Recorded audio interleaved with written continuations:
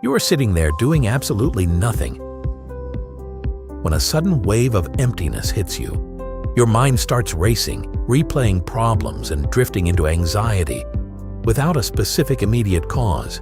When this happens, common habits like scrolling through your phone or listening to music rarely help. Even trying to force yourself to calm down often backfires because you are fighting against a physical response. But there is a 15-second biological mechanism known as name it to tame it. It is designed to interrupt this panic sequence before the spiral gains momentum. This technique requires no physical tools and no lifestyle changes. It does not rely on positive thinking or forced motivation. These 15-second switches represent a shift in how you navigate stress.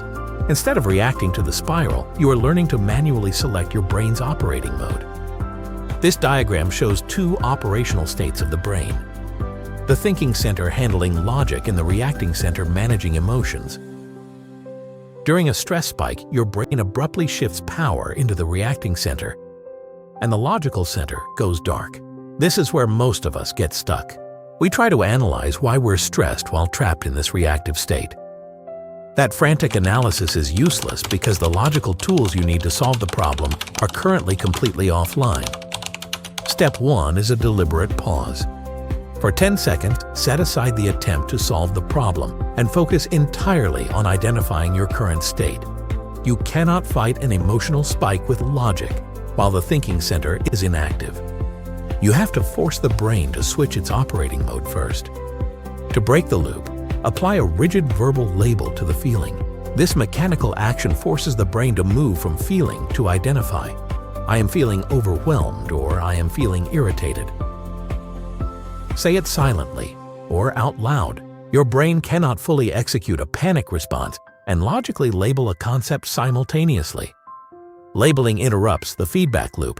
This override reroutes energy away from the reacting center and back into the thinking center, restoring your ability to process information. This creates a perspective shift. Instead of being the storm, you stand behind a glass window, watching the rain from a safe distance. The goal is not to make the stressor disappear instantly. It is to restore your logical control so you can deal with it. The external situation hasn't changed yet, but you are no longer standing unprotected in the middle of the emotional weather. This psychological distance strips the emotion of its intensity, allowing you to make objective decisions again. By naming the emotion, you have reallocated your brain's processing power from the reactive centers back to the prefrontal cortex. This logical state is still fresh and vulnerable. To prevent yourself from slipping back into a spiral, you need to lock in the reset. This is the micro-win protocol. Perform a tiny 5-second physical action like drinking a sip of water or adjusting your posture. Your brain registers any completed physical task as progress. This completion triggers a localized dopamine release, which reinforces your current state of control. Motivation is often the result of action rather than the cause of it. Starting with a tiny win provides the momentum your brain needs to continue. Happiness and mental control are products of these biological systems. When you activate these specific switches, you determine your mental state rather than waiting for it to change on its own.